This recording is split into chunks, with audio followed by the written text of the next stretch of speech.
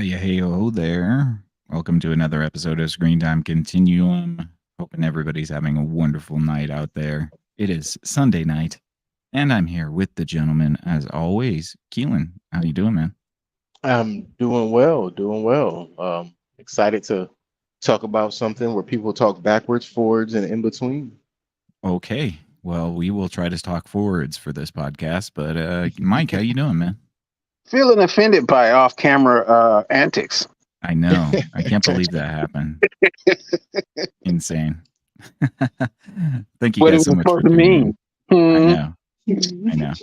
I honestly, I don't know. That's going to be a mystery. And Thanks everybody for tuning in. We appreciate it. Mike, are you doing okay? I'm doing fantastic. That's good to hear, man. That's great to hear. And we're hoping that you guys are doing well out there as well. Thank you again for tuning in. Tonight, we're going to be talking about, well, the thing that we've all been waiting for, Rings of Power Season 2. It's back. Oh We had a yeah. lot of fun breaking it down for season 1, and we are back for season 2, which they surprised us, guys. We had 3 whole episodes to review. My goodness, that was a lot of material. I did not realize that they were going to do the first 3 episodes. I thought it was just going to be the first one. But here we are. We watched all 3 episodes, and now we're going to have a conversation about what we thought about the first 3 episodes and answer the question, is it better than season 1? I don't know. We're going to find out tonight. So, without much further ado, I want to get the gentleman's first impressions. They watched the first 3 episodes. So, who wants to go first? Keelan, Mike? I can Who go wants to go first. first? You know, All I'm right, down. Keelan. I'm down to go first. Um, Yeah. I want to start by saying the fact that they gave us 3 episodes is kind of like it's a deterrent for me. Mm, I feel like with a 10-parter, no, 8-parter, because it was 8 last season, so 8-part season to give us what about a quarter of it up front, almost or almost half of it. They gave yeah. us over about a third, so let's call it a third. They gave us about a third of the season in one shot. That tells me they want to get this over with, and I'm not happy about that. Mm, But for what we did watch and what it is, for the way it came, maybe we're lucky enough, and they're going to actually up the ante and give us 10, perhaps even 12 episodes. Oh God. I mean, I be Sorry. know, quiet, Mike. I know, Wait till your turn. no, I kind of, I agree with the sentiment of like, please don't. But under the guise of them giving us a 3 shot from the very beginning, I would like to know what that's all about. But Mm, mm-hmm. there were some interesting things, mostly in my opinion, in episode one. Episode one definitely got you back into the midst. It got your feet on the ground, and we didn't even get to see all of the beginning characters, which I understand that's why they made it 3 episodes so they can go through the storyline and reintroduce everybody at the same time. But yeah, there were a couple of things that kind of they didn't fix, like dark scenes when it comes to certain layouts and certain actions. Um, I don't understand how with streaming today, videography today, filming today, all of the background CG work and extra stuff they can do. How is it we still get scenes that fade dark as the episode plays through? That really confuses me.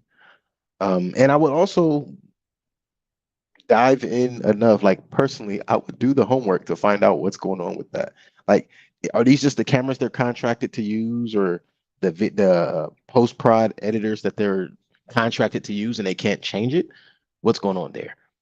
Um, but I don't know. It was interesting. It was entertaining, and episodically, it reeled me in a lot faster than season one for sure. Really? Okay. All right. What about you, Mike? What are you thinking?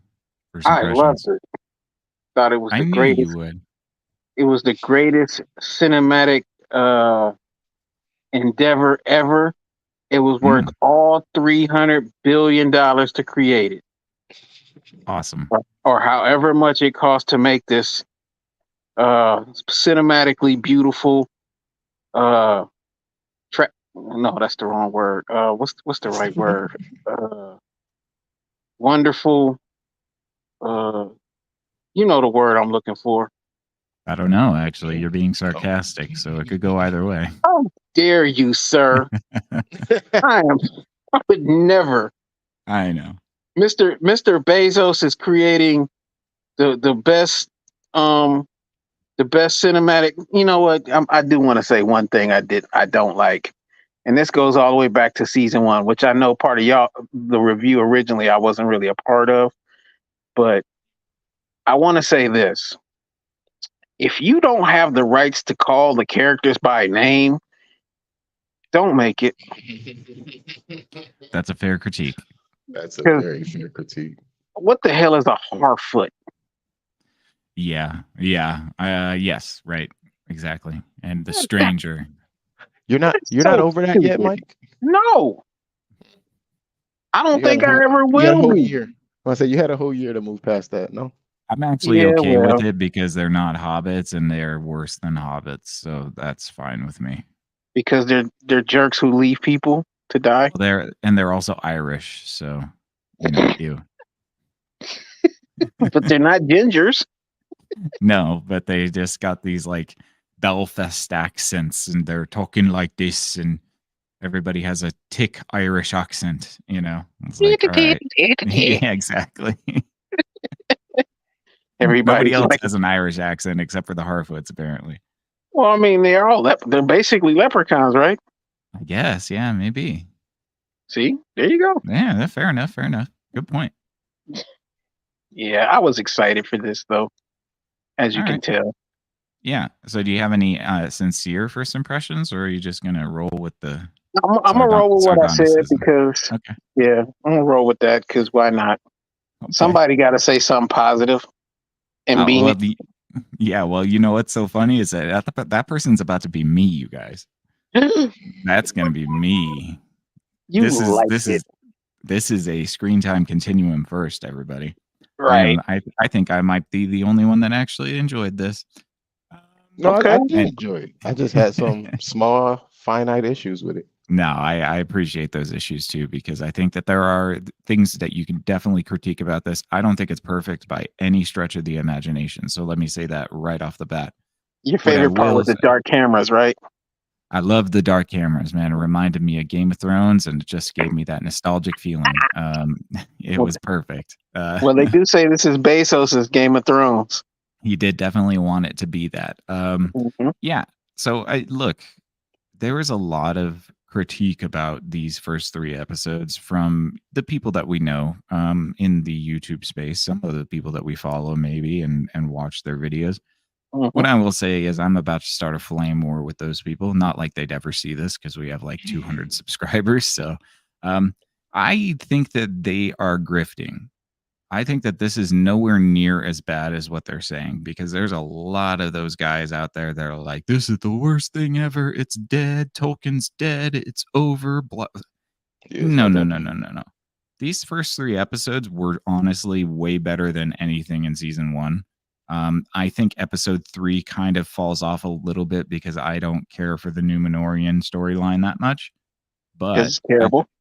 Yeah, I don't think it's that good. So that's one of my biggest critiques. But episode 1 and 2 is really good. I found myself liking it a lot. Now, of course, there can be nitpicks about lore and all of that stuff. But if you have the creative license to build something, and obviously they can't use specific names like hobbits and Gandalf and whatever, but for what it is, it's not bad. I think my biggest critique is that I think that they're trying to make the orcs like sympathetic, which I think is kind of dumb. They're trying to personify the orcs, and that's a lot of people doing that though. In a lot of different properties, they're trying to make the bad guys the sympathetic case. Yes. Like Disney's been doing that a lot with some of their like Maleficent. Right. Of course. I think it's some kind of campaign to justify evil. It's also just Maleficent. I think Maleficent. Just a quick thing about that. I don't know if that's as valid of a complaint as people have usually made it, because Maleficent is a part of the original story. Like Maleficent was its own story in itself before all of the ritzy ditzy happy go lucky shit we got. What do you mean? Like the story of Maleficent and how she became evil. Like, was she evil? Yes. And the way they twisted it, yes, they did twist it to make her a lot like, more innocent, like, oh, don't blame her type deal. But the way all of that went down, that's kind of like the original story from back in the day. Yeah. But I think it's like a very childlike narrative to think that, oh, the bad guys are just misunderstood, and if somebody gave them a hug, then they'd be good guys. Right. We see that a lot, and I think that one of my critiques for this is that, yeah, the orcs don't need to have babies and wives, which we saw in episode 2, I believe, or maybe 3. um they're orcs, they're Aren't they bloodthirsty. created, not born? Yeah, they're supposed to be created from like bastardized elves. Or maybe that's the Uruk-hai. The Uruk-hai might be that version. So like the perfected orcs in Lord of the Rings from Sauron were like uh, tainted elves, but orcs aren't supposed to necessarily be sympathetic. And I think that they're trying to sort of go with this, like, oh, the orcs didn't want to serve evil; they wanted to serve Adar, and Adar isn't that evil, and blah blah blah. Adar was the right hand of Adar is a evil. completely made up character who's not a part of the original lore.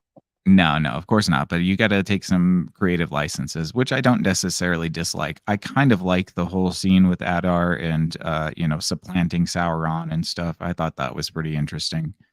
But yeah, that's all to say that I think that a lot of these people who complain about Lord of the Rings, or at least the first 3 episodes of this second season, are doing it kind of just to make money, because they've made a career off of complaining about bullshit for a long time. They can't actually say they like anything anymore. So they have to just kind of pretend like everything is awful. And honestly, I went in thinking that this was going to be bad, and I don't really think it was bad. I think episode 3 wasn't that great, but episode 1 and 2 were fine. So those are my first impressions. So maybe we can talk about the episodes loosely. We don't have to go beat by beat, because I think that's like 4 hours of material. So let's talk about episode 1. So what I liked about the sequence of the episodes is that episode 1 revolves around the elf storyline, episode 2 revolves around the dwarf storyline, and then episode 3 revolves around the men storyline, which is the sequence in which the elves, dwarves, and men were created in Tolkien's lore. So that's a nice little hidden nod to the lore itself. Episode 1, what do you guys want to talk about? Let's see. Episode 1. Well, shoot, let's me just ask this question. Well, no, actually, I figured it out in episode 3.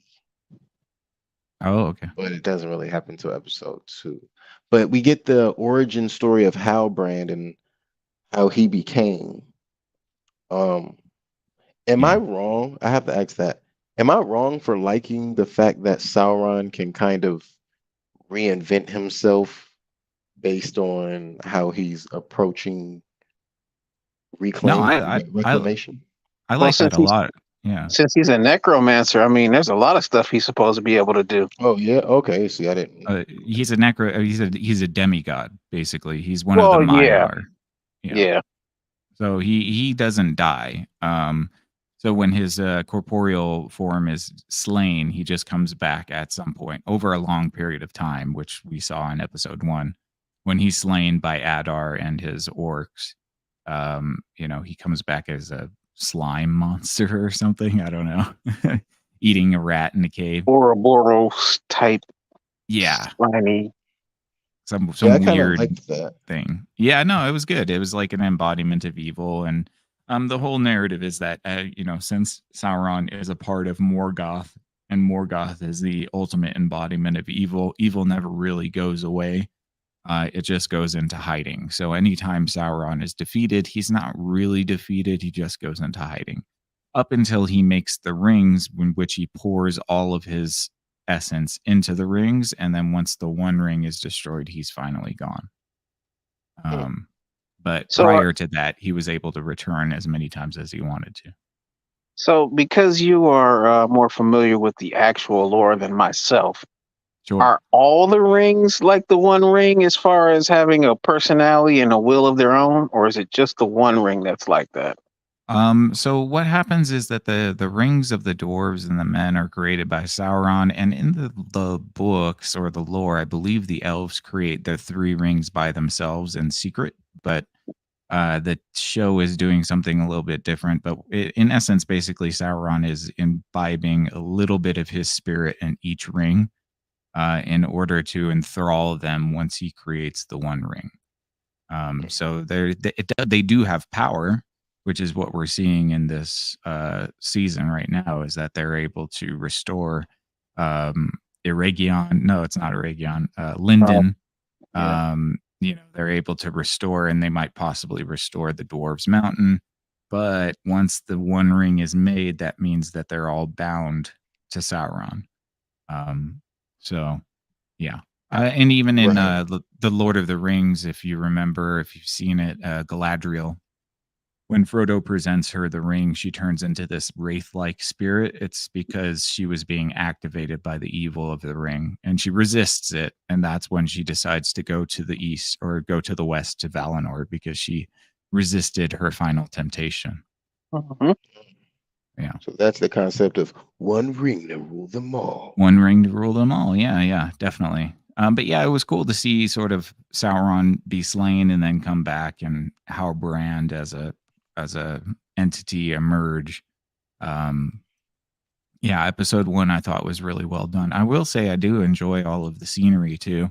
I feel like they've used a little bit more practical scenery than green screen. There was a lot of green screen last season. This season feels like there's a little bit more on location shooting. What do you guys think? Yeah. Like the budget went up from 10 million to 20. Yeah. Mm, Just saying. Silliness. Yeah. No, Yeah. like Copious yes, amounts it's of silly. silliness. It's silly, but considering how large we know the budget was last season, I don't think there is a significant reason why it looks better aside from the couple of dark scenes this time around. Yeah, there were a few dark scenes, certainly in the cave and certainly underwater with that big sea monster that Halbrand confronts. That was dark. Um, but you know what's another marked improvement on this season? I'm sure Mike will agree. Is there's less Galadriel, Yes, Way there less. is. They way I less. think they realize they don't need to harp on the only character they pulled from the original to Right, actually sell this. right. Harp on the original character that they completely botched in the first one. I mean, Yeah. but Yeah, one way or another, you could tell from season one they really felt like she was going to be the flagship of Rings of Power, and whether they want to admit it or not, Sauron is the main character of this. certainly is. And I would even venture to say that Elrond and Durin are the other main characters. And then, of I care more course, about Isildur than I do. yeah, Goddamn. of course, Yeah. Isildur is who becomes the king of Middle Earth. Yeah, Oh we yeah. obviously want to see what he gets up to. He's the only one in Numenor that I really care about. I don't really care about all of the politicking. That definitely felt like a Game of Thrones knockoff, but like a I did PG. not care for any of that. Yeah, it was like a PG version of Game of Thrones, like no swearing and no nudity. And I'm like, I don't Right. want to watch this. So never mind. Not gonna say that. I'm gonna Yeah.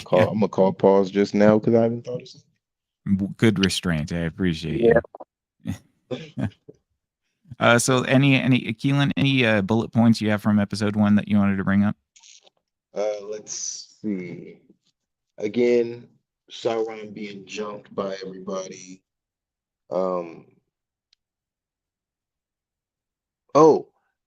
That ball of no, you kind of just explained all that. The ball of energy that left his body, the blood drips. Oh yeah, that was pretty sweet when he gets slain and then his spirit leaves the body. Mm-hmm. Yeah, that was cool. I like that. Feeding on everything down there, the trapper that he consumed to Man, gain form. it kind of sucks when you realize that Galadriel in the first season only missed Sauron by about 5 minutes. Well, I mean, and that's why I kind of like what's happened in this season so far, at least in the first few episodes, because everybody keeps telling her like you're the one that fucked all of this up. And she You know, like, I mean, yeah. she was supposed to go. she kind of did. She did. She definitely did. She definitely did. He was thinking But- about being a regular human with a better. Because to be honest, I've never heard of a Mary Sue making a mistake, so it was a nice it was a nice change of pace. Well, that's why I think they're trying to sort of readjust a little bit. And maybe they were going to go for this the whole time, but I'm not sure. They could have done a little bit of rewriting, you know, just as a response to what happened to episode or season 1. I think she's definitely taken a step back, which I appreciate because I think the other characters are way more interesting to me than Galadriel is. Oh, and they're smarter. Let's remember she is a warrior. That's what she's supposed to be. Says who? Says Elrond. Well, says King Gil-galad. She's the commander of the northern armies, apparently. Says Bezos. Says Bezos. Yeah. Keelan, get closer to your mic, man. Oh. Yeah. I apologize. How about this? No, that's worse. Right. That's too close. I was being funny, but yeah. Take that beef out your mouth. Oh, snap. He got you back. He did. But he got me on air, so now it's war. Oh, damn. Look what you started there, bro. But yeah, no, let's see. So Elrond seems to be the only person. Well, really, it's only Elrond and Galadriel. And Galadriel, as we said a minute ago, she's blamed for starting everything.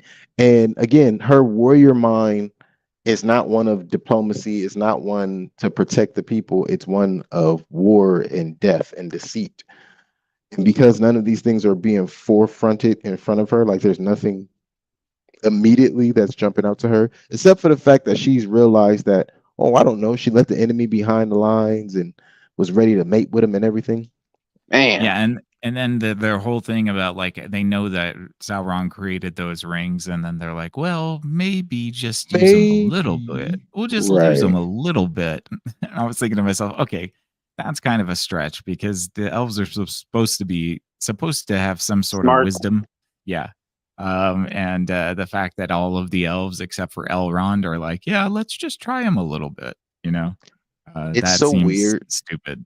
It makes me think of somebody playing roulette and they're thinking it says you got to apply 4 pounds of pressure, so if I only apply 2 pounds of pressure, I won't die.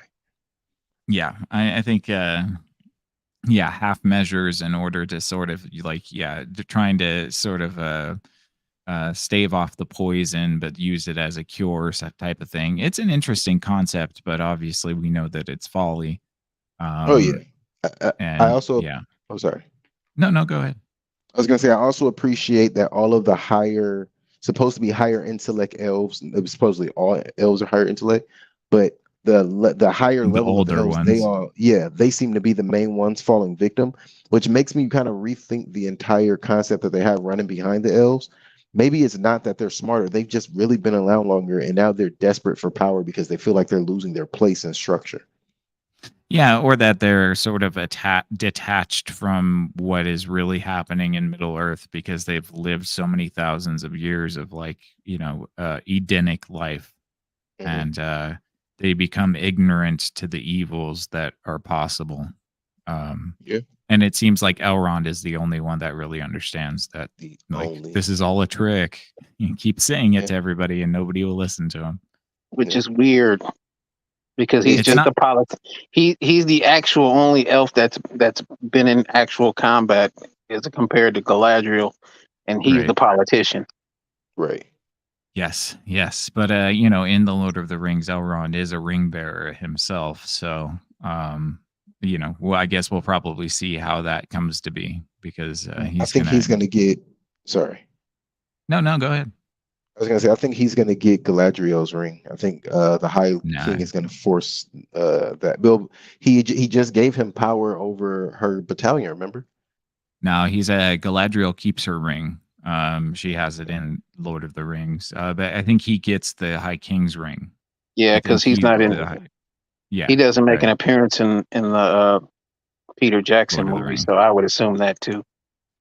Okay. Yeah, I'm pretty sure Gil-galad gets slain in the battle between Sauron and the elves and men.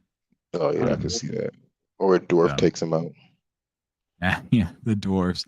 I was fully ready to hate the dwarf storyline, but I still like it. I think it's good. I don't know. I, I think it's interesting. yeah. The dwarf storyline is one of the more interesting to me for sure.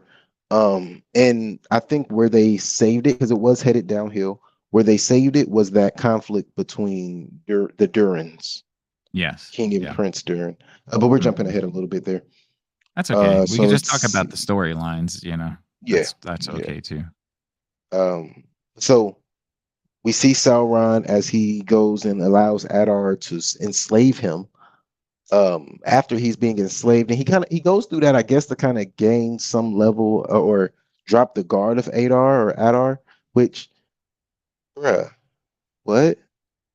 He just wants to get his revenge slowly though. You know what I mean? Clearly, Because Adar is the one that betrayed him. So yeah, he's just going to bide his time until he can strike, right. which is a very Sauron thing to do. He doesn't mind letting thousands of years pass before he gets his revenge. That is a So fair. Yeah, ain't like he dying no time soon. no, Um, no, he's he's like a black hole on Earth. pretty much. Um, Yeah. we see the stranger and Nori walk in. The stranger conjures up bugs for them to eat, which Nori is perfectly fine with. I already talked about Yeah, Sauron being You will tortured. eat the bugs. He's a bugs. Eat the Ah, bugs. he looked like he wanted to jump on the couch when he saw them bugs. I know, right?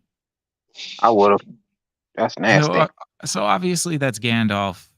They even make a reference to he's looking for a Gand, which is, I guess, what they're Yeah, calling a the staff now. wand. Yeah, Yeah. So I don't think that we need to call him the stranger anymore, but I guess it is a rights thing because maybe well, they can't the call him Isatar, Gandalf.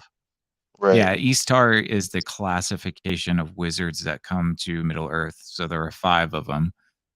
There are the 2 blue wizards who disappear into the east and nobody finds out what happens to them.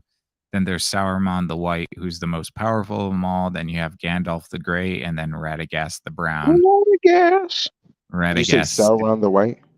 Sauron Sa- the Sauron, sorry, Saruman. Sauron the White. Yeah, he's Oh, the most Sauron. powerful of them all until he's supplanted by Gandalf, and then Gandalf becomes more powerful. Um, but yeah, they're all called the Eastar, which is their classification of Maiar, which just means like humanoid wizards come to Middle Earth. Eternal spirits. Yeah, Gyarados. yeah, Poppy pops up on Nori and Happy. Gan strangered off, yeah. stranged off. And I don't know. I like the dynamic of Poppy and Nori, but it's beginning to be a bit much. It becomes certain scenes become so much about Poppy and Nori to where the stranger just kind of gets tossed to the side. You And mean then female fam? I mean, literally the only reason Poppy and Nori exist are sort of as a vehicle for the Stranger storyline and to explain away why Gandalf is so fond of hobbits. Um, because they saved like his that's life on Earth. yeah, because they were his first friends or whatever. But like yeah, it's quite a weak storyline for Poppy and Nori. They just are kind of fish out of water. They're not really that useful, except that they like to speak in their thick Irish accents. And yeah, exactly. But I guess they help in that there's the Harfoot song, which Yeah, apparently, tells them how to navigate Rune, which is this giant desert area. So, right. That's probably the most beneficial thing. Is without Poppy, I don't think Nori would have thought of the song. no, Uh, no, definitely not.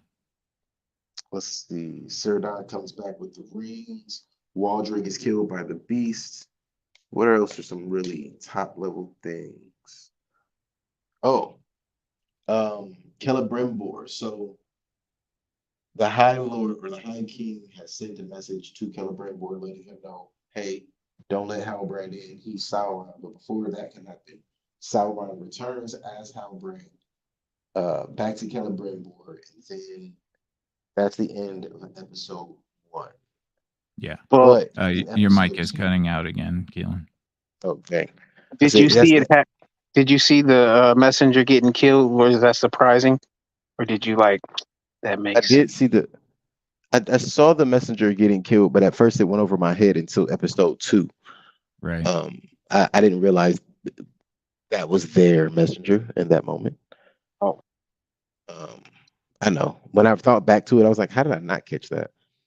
But that elven messenger being taken out and then Halbrand still making it there, what I kept thinking to myself was they have to have a better way of communicating. I mean, they got all the magic on the You planet would and all of think that other right? stuff. Yeah. Yeah. They You out would here think that they'd help the Eagles would have like a messenger service. something. They seem to only show up when they want to, apparently. Right.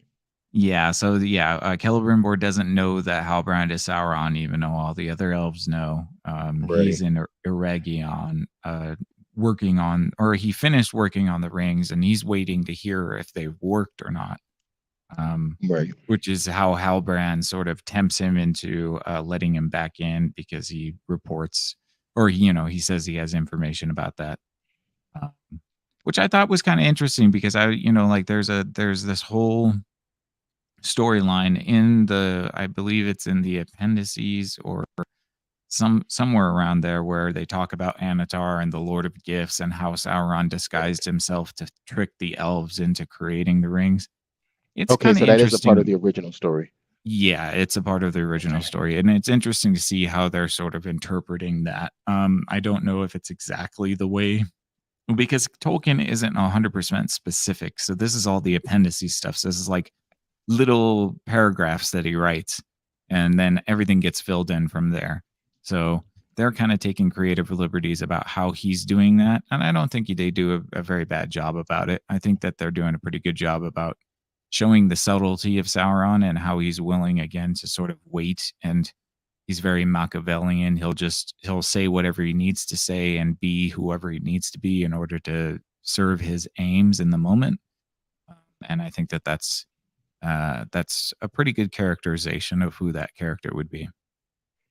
I think it's very key for you to mention Machiavelli in this particular instance because in the recap episode, I have to stop. I almost started singing with you. Yeah, lose my train of thought too. My bad. You better run quick C then. Damn you! Shit. What were we talking about? What do we have here? Talking about the Machiavellian aspect of Sauron. Thank you. Yeah. So, the actor who plays Farzan in the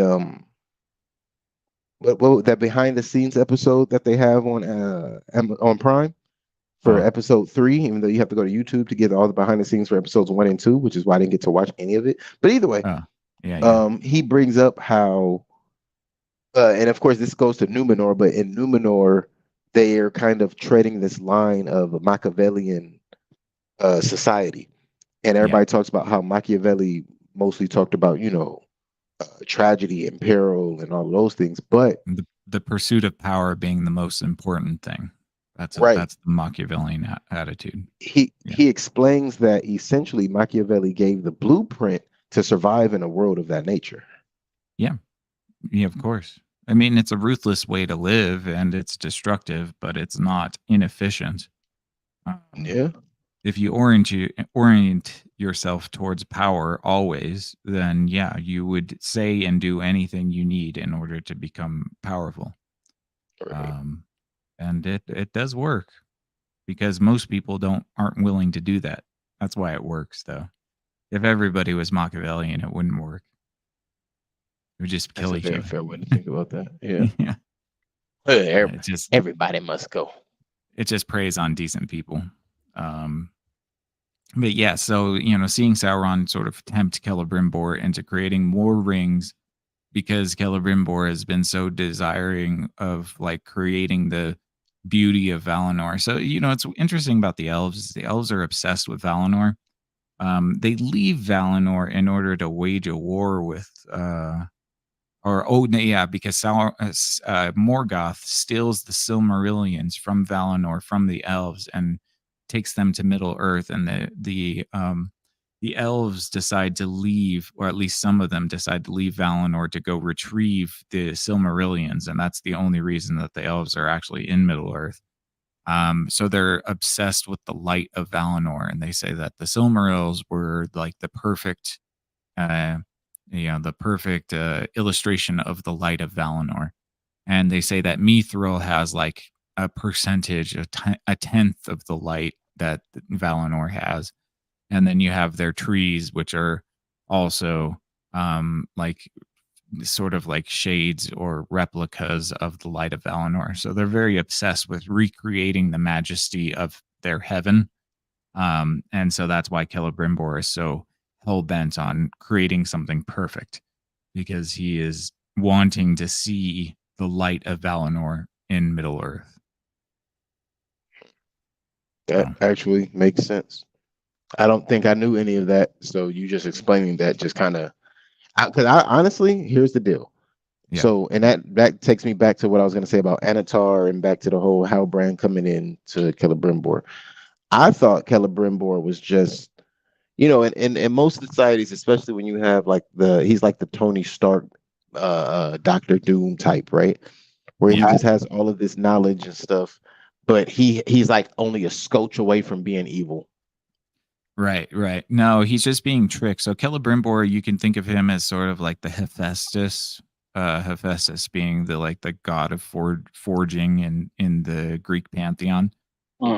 He's like that. So his father was Feanor. Feanor was like the leader of one of the elf races. There's 3 elf races or 4, and Feanor was one of the kings of. I think he was the king of all the elves, but Celebrimbor is obsessed with creating, and so the Valar are like the Olympians. So I don't know if there are 12 of them, but there are at least 10 of them. And one of the Olympians taught Feanor how to create the Silmarils. So I think, and if I'm getting this wrong, I apologize, but I think his father created the Silmarils, and that's why he wants to be as good of a craftsman as his father. And that's why he's obsessed with creating the rings, because something that he made is finally successful. Got it. And which is really what he said. Yeah, which is another really interesting characterization for Sauron, because even Elrond tells Galadriel in this, like, Sauron gives you exactly what you want to hear and what you want the most. And that's what he's doing to Celebrimbor. He's giving him a creation that is actually effective. That's why that's why it's helping the elves, because Sauron knows that if he just made rings that didn't help anybody, Celebrimbor wouldn't keep making them. Right. So he knows that they have to be effective to some respect in order for him to continue on the path of creating the rings. Path of greatness. Yep. Yeah. Well, and then the Númenórean plot. So Gandalf is still looking for his staff. They're just in the desert. They come across some raiders and have like a fight, and Gandalf sends a tornado at them. But then apparently Nori Nori probably get tossed away. Now I was gonna ask, will we call them raiders or hunters? Because well, so there's a dark wizard, apparently. I don't know if he's one of the blue wizards, but we'll see. I guess maybe they'll give us some more information about that. But he is keeping an eye out for Gandalf, because he knows that he's one of his kind. So he has to either be like a young Sauron or one of the blue wizards. But I don't know. But he's having his raiders, or bounty people or whatever spy on Right. Gandalf. Yeah. But Nori and Poppy get sucked into a tornado, so I don't know how they're going to survive that one. Are they going to Maybe they survive? don't. Maybe they don't. Right. Maybe that's how they get rid of them. Oh my god! Could you guys Ah. imagine? Finally. Don't get me excited. I know. Okay. Just get sucked out of the show completely. That would be crazy. I'd love that. Get them out of here. Get him out of here. But that just kind of leaves us with the Numenorian plot line, which again I think is sort of the weakest of the plot lines. You have the Queen Muriel who got blinded from the pyroclastic flow of season 1. Is that all? Yeah. Apparently she got blinded, but Galadriel was okay. You better believe it. That's them elven eyes. Yeah. So she is It was something. she's sort of vying for to become the coronated queen. She's the queen regent right now because her husband died. Was that her husband? Her Dad. dad Died. Okay, yeah, her dad died. So she's trying to get coronated, and then obviously her cousin Farazan is the bad guy. If you didn't notice, and he's plotting. I thought that part was kind of presumptuous, to be fair. So the Which eagle show, they talk about how an eagle showing up at the coronation is this, omen of good tidings, and it's a blessing Right. on the person being coronated. The Right. eagle shows up for her, and they assume it's for him. Yeah. I know, but I think it was one of his little conspirators that started the chant, and then everybody else just chanted along. So Yeah. I think but that's stupid. It is stupid. It's definitely stupid. And I think he probably knew the eagle was going to come. And so he knew that if he approached the eagle and then had his conspirators start chanting, then everybody else would chant for him instead of Queen Muriel. And who was the girl again who was exposing? Who is she? Erin. I'm not asking her name. I mean, who was she? I forgot. Oh, that's not Elendil. Yeah, Elendil's daughter. Yeah, the guy in the fish armor. Fish armor. Yeah, the main protector. Yeah, the protector of Queen Muriel, the guy that was like, "Take my hand," even though he was on the wrong side of the crowd. That's Isildur's dad, right? Yeah. That's Isildur's dad and the dad of that chick, the Triflin Ho that brought the. Why would she do that for them? She's a revolutionary, I guess. Yeah. I don't know. So from the very beginning, she didn't really want parts of nothing. Apparently, the way she tried to twist it. But what it kind of seems like is that over the time we haven't been around her or seen her, she's been converted essentially. Yeah, maybe she got radicalized by Farazan or something. I don't know. Does that make sense to you guys? Just out of curiosity. Only thing that would make sense. It doesn't. It would only make sense to me if they made it that she only became this way because she believes her brother dead. Why would that make sense? Because then in her mind she's doing the right thing because she doesn't know any better. It's just because Muriel is the reason that her brother is dead. Right. It's just an emotional response. Even though dad was there? Yes. Yeah, apparently even though dad was there. Trust me, I don't think that it makes sense at all. I think that the motivation for Yaren or Yer or whatever her name is stupid. Yeah. I think it's just as a foil to get Farazan into power. She exposes the Palantir to everybody in the court, and everybody's like, "She's a witch! Oh no, burn the witch!" Because she's using elven magic, even though magic's a thing. Yeah, even though I think the Numenorians are supposed to have like at least a partial elven bloodline, because they're blessed with longer life. They're all supposed to be like 7 feet tall too, by the way. Right. They're supposed to be like superhumans. Yeah. Which they're not at all, which I think is kind of stupid because, like, all right, well, I mean, they're supposed to be like this. Surprise. Yeah, they're supposed to be like this touched by grace, human race, which is why Aragorn is 87 years old in The Lord of the Rings because he's part Numenorian. Numenorians are supposed to live much longer than normal humans. Right. Yeah. I learn something every time we review one of these. Yeah. So yeah, the whole Numenor plot line is pretty weak to me. I think it's not really that. I don't know. It's not compelling. It's trying to be Game of Thrones, and of course, it's not doing any of the Yeah. interesting stuff that Game of Thrones does. So, um, yeah, I think that's probably the weakest part of the show right now. Yeah. I'm right there with you because it's one thing for it to make sense. It's another thing for you to clearly be adding things while you're writing it. Mm. And this is it's very similar to like we say with House of the Dragons. Like, okay, yeah, you don't necessarily have any material to write, so you get to create, but at least have your mind made up before you get to the cutting room floor. Yeah. Well, I think because so Numenor is destined to be swallowed into the ocean because they offend the Valinor or the Valar. So I think at some point what happens is, Farazan's going to take control. They might decide to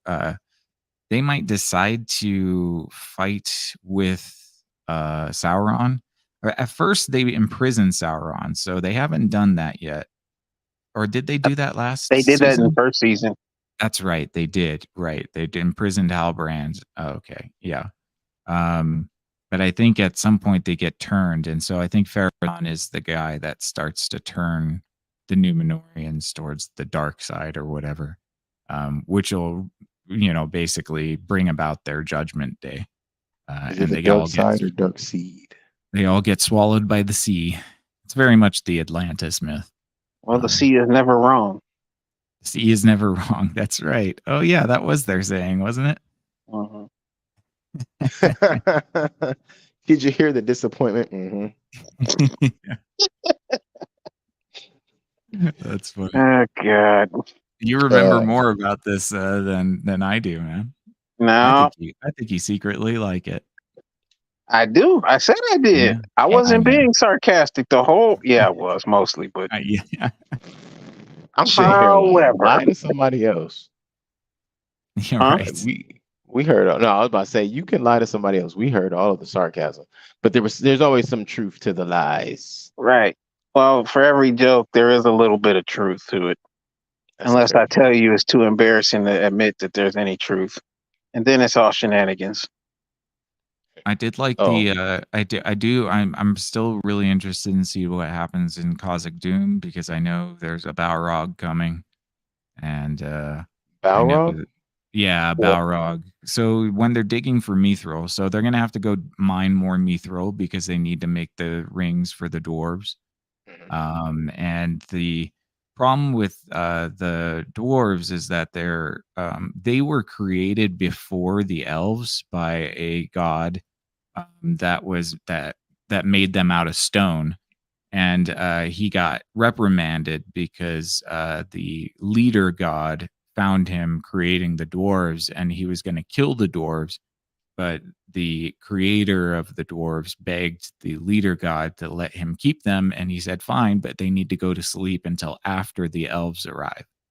And so That is correct, sir. they get sent back to sleep within the stone, and that's why there's a beef between the elves and the dwarves, because the dwarves consider themselves truly the first ones that were created.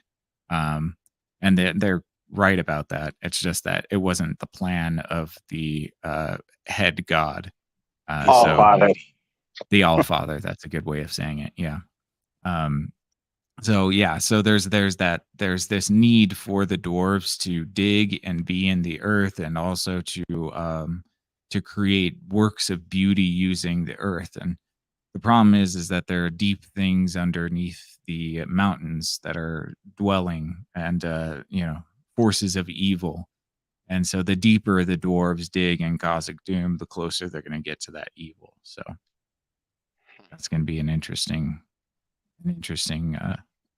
plot line, I think. I will say again, I learn something new every single time. Well, the lore is so deep. I mean, Tolkien was, yeah, quite a storyteller. Very good at that. Whoa, Tolkien or Tolkien? Tolkien. Everybody thought it was Tolkien Mm. or Token. Sorry. Poor Tolkien. Uh, let's. Yeah, I mean, what they use the halflings. Nori keeps trying to name the stranger, which I thought was kind of weird. Right. Well, and it's because I think that's sort of like a meta joke about how they can't actually use his name. Right. And Right. so, They can't so even they're, use Mithandrel. I think they could use Mithandril, but the elves call him that. So Right. I But that don't would think work. that it would work. Yes. If he discovers that on his own, then yes, it would definitely work to call him that. I think they also called him, there was a couple of things like, um, I think they called him Gandalf Stormcrow. He has a Uh, couple of names. yeah, But I mean, none of if it's not Gandalf, Peter Jackson fans probably won't recognize it unless they actually read the books. right, right. But Well, I think everybody can surmise by now that that's Gandalf. You know, although he's like way more powerful in this than he ever was in Lord of the Rings, which I find only odd. because he didn't really use his powers all that much. That's true. That's true. Gandalf He, kind of he fucks never off for found it most of the necessary. books. Yeah, Right. He never really found it necessary to use his powers, because he could do just as much with his arms and his back as much as he could with his magic, that's true. and it would exert him just the same. Yeah. Yeah, no, that's fair. That's fair. I always thought it was funny in the books. Like Gandalf starts all these grand adventures and then it's like, all right, I'm gonna head out now. I'm gonna And fuck just off over here real yeah. quick. Y'all meet me over here. Like, wait a Yeah. minute. All powerful wizard motherfucker. Right. Can't you just Well, stay put for goddamn. 1 minute? Right. Yeah. That's funny. No, he's got to go do things. Okay, well, anything else that you guys wanted to bring up about this? Let's see. Going through the notes. Notes. Well, he drinks beer and he knows things. I think that's a different What? different show. Yeah, I what don't the hell think are you it talking is. Maybe not. There is no beer in this, is there? about? Oh, I Ale. they mean, were. what do you Yes, think? they were drinking ale at the ale I was house. about to say, what do you think? Mead and ale, and Yeah. it's all the same to me. I mean, it all probably tastes like awfulness. I'll just leave it at Mhm. that. Right. We did kind of touch on the dwarvish story about everything coming down, Khazad Dûm suffering Mhm. because of Mordor coming alive. Was that why? And yeah, Okay. that's literally what they say. The fire mountain awakened and the eruption or the shaking, it traveled through the earth and it affected them. Okay. Right. Yeah. I think something that, well, first off, I enjoyed watching Prince Durin kind of get taunted and picked on by the older miners, because it's like, listen here, rich boy, you don't know what's going on over here. Oh, hey, all right, guys, we didn't find anything. I guess You we regular get to just smuggler go now, home. Yeah, Buster. it's like shut Yeah. the fuck up. With Yeah, your Buster ass. I did like the tension between him and his father. I think that the guy who plays King Durin is a very good choice. I believe him as a dwarf, definitely. I I like believe him as a I like father. all the female dwarves. Oh yeah, well they should have beards. That's all Yes, I'm they saying. should. Yeah. I wholeheartedly agree with that, Why should they have beards? I don't want to because know. because female Because dwarves have beards. Yeah. Yeah. That's not something that's not even a joke. No, it's Why, not. That's why, do- that's a why, part do- of the lore. why do Yeah. They're female? well because they look the same. So they're in Lord of the Rings. Gimli tells an anecdote about how a lot of people think that there are no female dwarves, and he's like, but that's not true. It's just that they looked like the men. Yeah. Oh, that's crazy.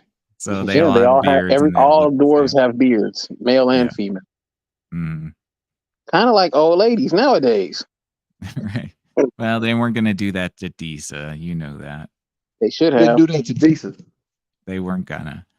They weren't gonna. Although I do like She's her character. I think that she's kind of like the good, strong wife sort of thing. You know, yeah. she's not like she doesn't humiliate her husband, but she knows how to talk to him to make him come around to things. Well, it's Which is funny nice. because that's exactly where I was going with this. Is it feels like Disa is the. I feel like Disa is the dwarfish character that we're supposed to get. Like she's the one that keeps you interested. She's the one that keeps reeling you back in. Um, she's even the one who bring the father and son back together. Like she has all the answers. She's a part of the, what do they call them? The Stone Singers. I forgot what they call them. Yeah, the Stone Something like Singers. that.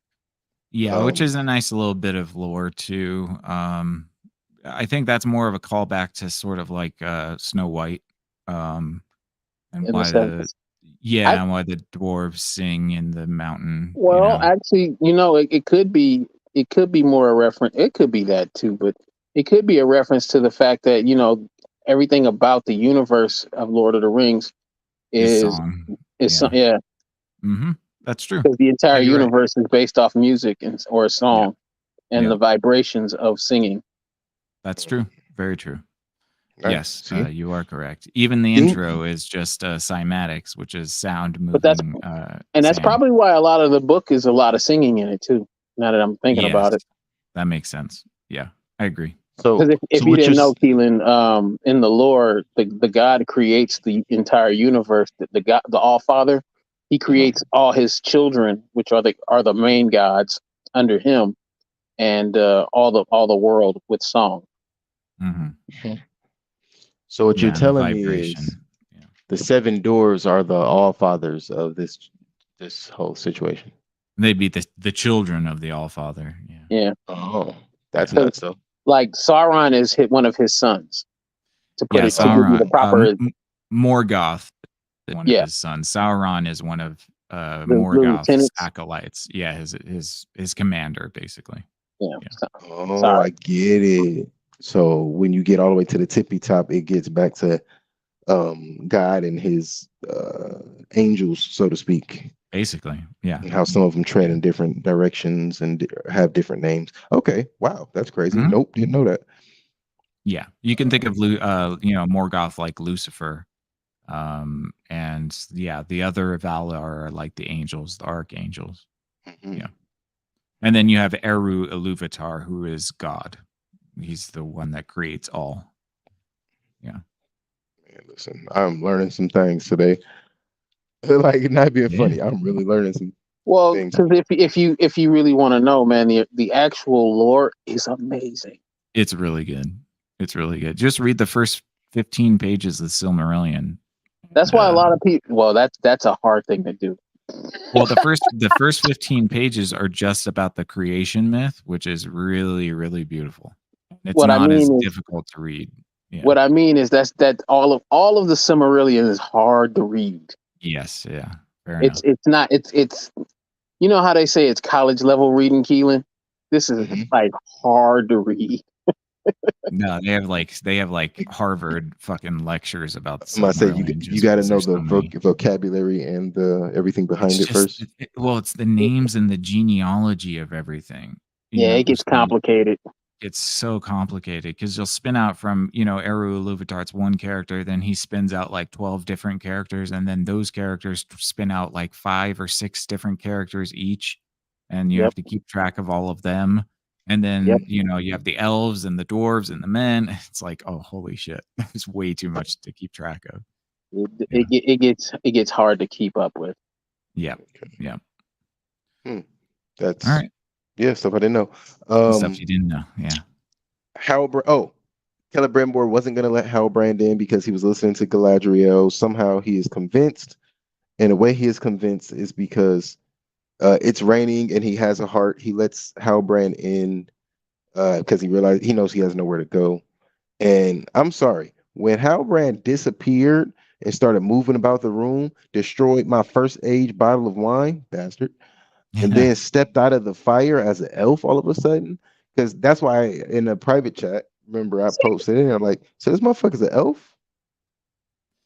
He went back to his Sauron mode. Yeah. Well, no, I figured. So I put it together really quick. Like, okay, he can change his image. Yes.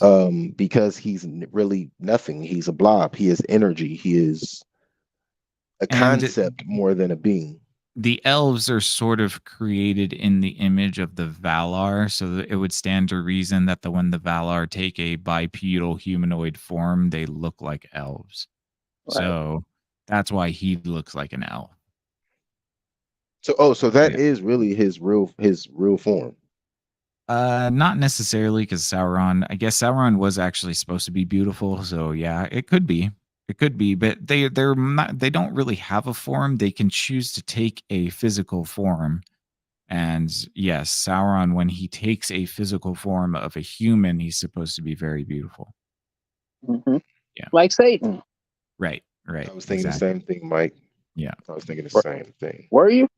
Yeah. Oh, okay. Could it be Satan? Yeah. Could Well, it be? that's basically what Sauron is. Sauron is Yes, basically he is. Satan. Well, Yeah. we just alluded Basically. to Mordor, basically. I mean, not Mordor, Morgoth being Satan. Yeah, you could Yeah. see Morgoth as like the primordial evil because Okay, Morgoth. how about Diablo? Does that make you feel better? Yeah, exactly. Or Or Beelzebub or Beelzebub, something. Yeah, El yeah, yeah, yeah. Diablo. There you go. or Yeah, like that Karl makes more Marx? What's his name? Farazan. No, I was gonna say starts with an M.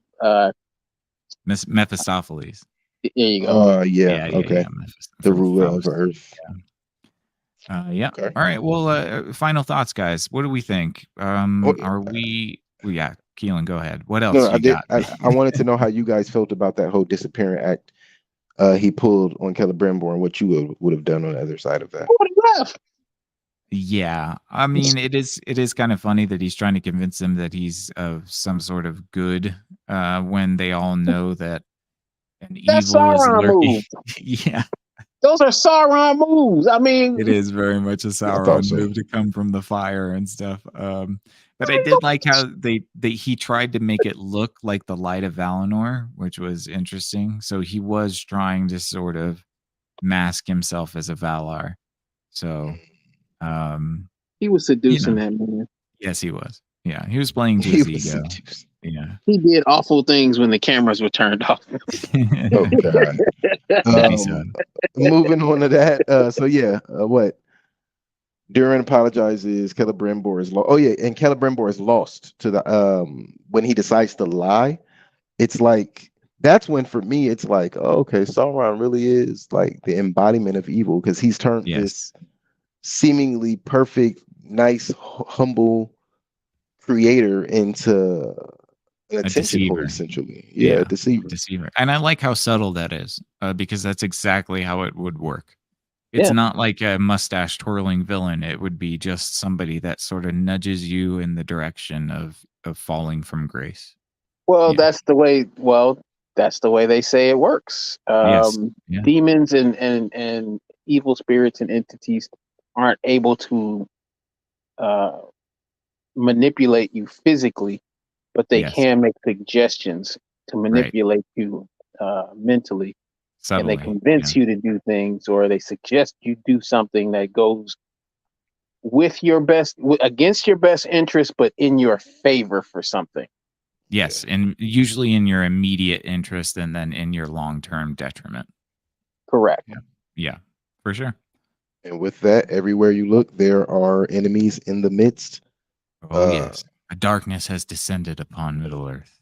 Yeah, for sure. It's Charlie like Murphy. everybody is. It's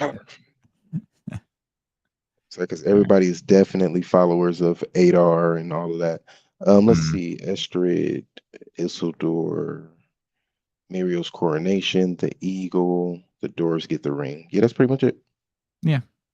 We'll have a little bit more in-depth conversation in the next episode when we can sort of break down, an hour instead of 4 hours. That's a little bit too Yeah. much for us to sort of go beat by beat for. But yeah, okay, final thoughts, guys. What do you think? I know that, like there's a lot to meme about and there's a lot to Plenty. there's a lot to criticize about the first season, but what do you think about the first 3 episodes? I like I said, I liked them. I think all Better three of than us the liked them first. to some level. Definitely better than the first season. I appreciate that Prince Durin, just like Elrond, their friendship shines through even with them not interacting in this particular series of episodes. Right. You could see why they're friends, and you could see how good of friends they are even in their anger, because right now they're not really on the best of speaking terms. But I can't wait to see them both back on screen together. Just based on how this storyline's going. Like Durin knew immediately Elrond had nothing to do with this, and the fact that you brung up Elrond and made, he said such nice things about me. Like, who's this lion son bitch? Right. Yeah.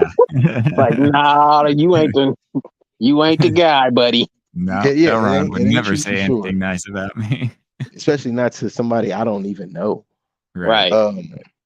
And I love how Disa picked up on that and was just like, what the fuck was you trying to do? Get us killed? You don't get your ass out of here so we can get home to these babies. What do they call him? They call him yawns. Yeah. Younglings? No, not younglings. They weren't younglings, but it was like youngs or yoons or something like that. I forget. I can't remember, but there was a different. Oh, the weens, like wee ones. Wee ones, okay. Yeah. Mm-hmm. The weans, yeah. Weens, yeah. Like weigh-ins if you were Jamaican. Oh yeah. The wee ones. Well, I mean, we do got some. Never mind. Okay. Whole family of them.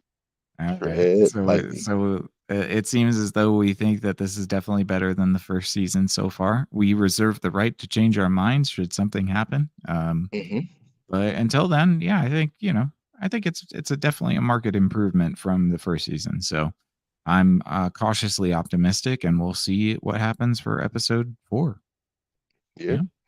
I even like how grotesque it got, like seeing Neil's through skins and things like that. I was like, ooh, we're ramping it up. Watching Sauron get stabbed like 100 times, that was pretty cool. Stomped to you oblivion. mean killed like Caesar? Yes, killed like Caesar. Exactly. Yeah. It's the Ides of March. It was more than 40 people there, so he felt a defeat. Yeah, 80 feet. It's over. Defeat. I kind of was disappointed with that, to be fair, because I'm like, man, if you're the all-powerful Maharashi, man, zap a few of these motherfuckers, please. Oh, he did. You didn't see people flying all over the room? Yeah. He killed a few of them. It's just that he got stabbed like 500 times. Come on, bro. He's supposed to be the ultimate dude, though. Yeah, but see, I think I don't know 100% for sure, but there could be something about Sauron that if he's in a physical form, he's not as strong as if he's in his spiritual form. I don't know 100% if that's right, but it's like Hancock. Yeah, because like in the Lord of the Rings, you see that he's like towering and he's wearing that armor and stuff when he finally has the ring. So there might be something there that makes him even more strong because he might be taking the strength of the dwarves and the men and the elves. I don't know. So I guess we'll have to see, because we're definitely going to get the war between Sauron and the elves and men at the end of this series. So that'll be interesting. Yes, indeed. Spoiler alert: Isildur cuts Sauron's fingers off and then gets the ring. Does he eat them? No, he doesn't eat the fingers, but he takes the ring. That's for sure. And that's how he becomes the king of Middle Earth, because he assumes the power of the ring.